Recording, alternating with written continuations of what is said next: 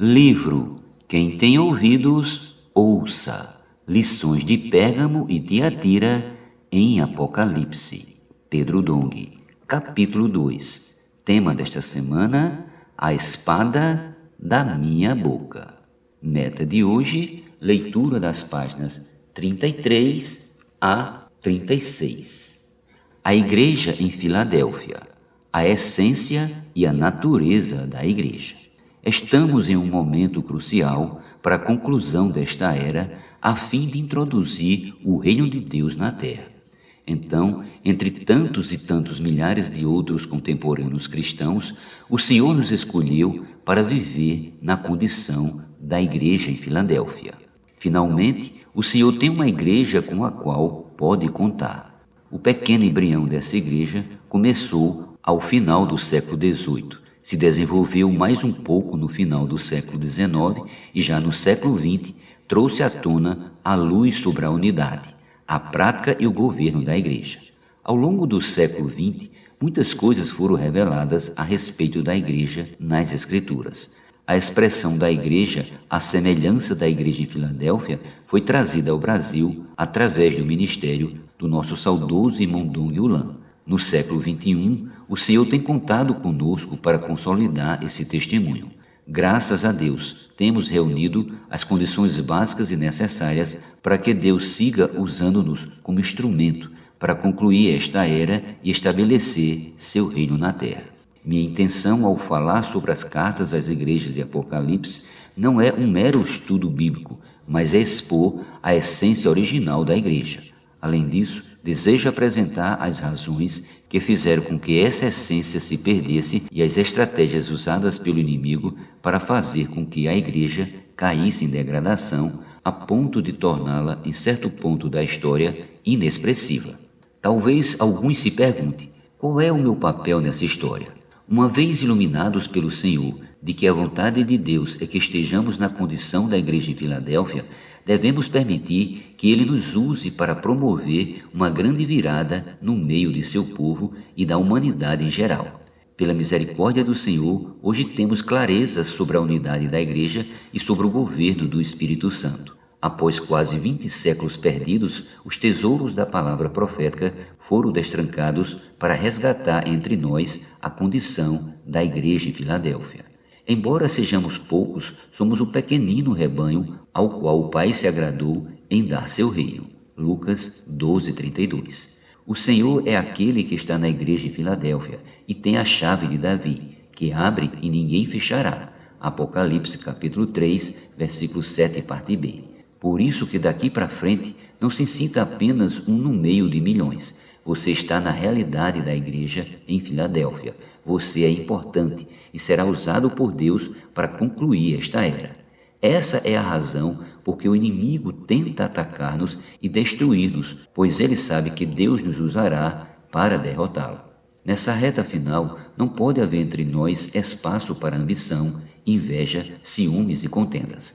Ainda que tenhamos fraquezas, precisamos suportar uns aos outros. Se não tomarmos cuidado, daremos passos para trás, quando deveríamos andar para frente, coesos, apoiando uns aos outros e orando um pelos outros. Que nossa unidade e companheirismo aumente mais e mais, a fim de que ninguém fique pelo caminho. Falemos da natureza real da igreja, que não podemos perder. No Evangelho de João, vemos que Jesus orou ao Pai para que seus discípulos fossem guardados do mundo. João 17:16. Precisamos dar-nos conta de que as coisas do mundo, desta terra, nada têm a ver com a igreja, e qualquer união da igreja com o Estado só vai deteriorar sua natureza real. O exemplo de Abraão se aplica a nós. Assim como Abraão peregrinou na terra da promessa, como em terra alheia, porque aguardava a cidade que tem fundamento, da qual Deus é o arquiteto e edificador. Hebreus 11:10. Nós também somos peregrinos e estrangeiros neste mundo. Abraão tinha visão, não esperava ganhar terras aqui.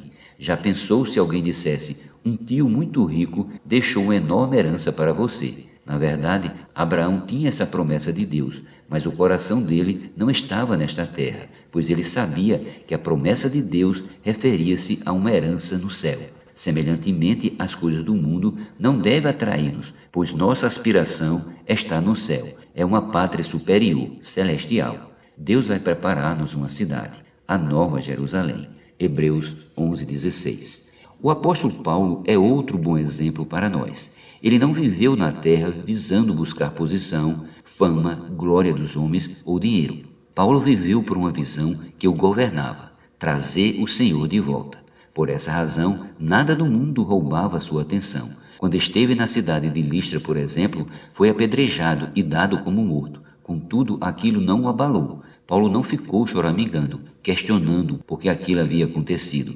Pelo contrário, no dia seguinte ele se levantou e partiu para outra cidade a fim de pregar o Evangelho. Atos capítulo 14, versículos do 19 ao 20. A vida de um verdadeiro vencedor é repleta de desafios, como podemos ver nos versículos a seguir. Quem nos separará do amor de Cristo? Será tribulação, ou angústia, ou perseguição, ou fome, ou nudez, ou perigo, ou espada? Romanos 8,35. Se você quer trilhar esse caminho, saiba que poderá haver tribulação, angústia, perseguição, fome, nudez, perigo, espada. Você está disposto a andar por esse caminho? Nos versículos seguintes lemos a continuação, como está escrito: por amor de ti, somos entregues à morte o dia todo. Fomos considerados como ovelhas para o matadouro. Em todas essas coisas, porém, somos mais que vencedores, por meio daquele que nos amou. Versículos do 36 ao 37. Nós que servimos ao Senhor, fazemos tudo por amor a Ele. O texto prossegue: porque eu estou bem certo de que nem a morte, nem a vida, nem os anjos, nem os principados, nem as coisas do presente, nem do porvir, nem os poderes, nem a altura, nem a profundidade, nem qualquer outra criatura poderá separar-nos do amor de Deus que está em Cristo Jesus, nosso Senhor. Versículos do 38 ao 39. Nossa vitória não é por causa dos sofrimentos, não é masoquismo. Não, vencemos por causa daquele que nos amou. Não é por causa da capacidade e força, é o Espírito que nos usa para realizar a obra do Senhor. Quando permitimos que nosso velho homem seja levado à morte, o Espírito nos usa como um novo homem. Esse é o caminho da vitória. Nosso viver não depende dos benefícios imperiais. Temos, porém, este tesouro em vasos de barro, para que a excelência do poder seja de Deus e não de nós. 2 Coríntios 4:7. Não precisamos do apoio de Constantino ou de nada que se relacione com o mundo, pois dependemos estritamente do Espírito. O versículo seguinte diz: em tudo somos atribulados, porém não angustiados, perplexos, porém não desanimados. Versículo 8.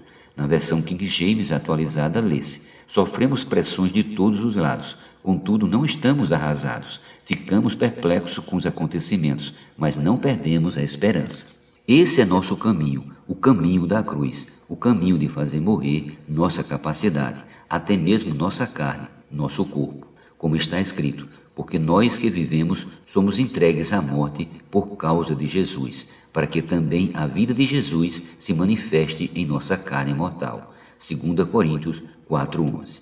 Não é ascetismo, não é sofrer para vencer a carne, é estar disposto a vencer as tribulações por causa de Jesus. O versículo seguinte prossegue: para que também a vida de Jesus se manifeste em nossa carne mortal, de modo que em nós opera a morte, mas em vós a vida. Versículo 12. Quando saímos às ruas para pregar o Evangelho e somos desprezados, em nós opera a morte, para que a vida opere nas pessoas. Diante de todas as intempéries, devemos ter o ânimo que vem do Espírito para prosseguir. Por isso não desanimamos, pelo contrário, mesmo que o nosso homem exterior se corrompa, contudo o nosso homem interior se renova de dia em dia, porque a nossa leve e momentânea tribulação produz para nós eterno peso de glória acima de toda comparação.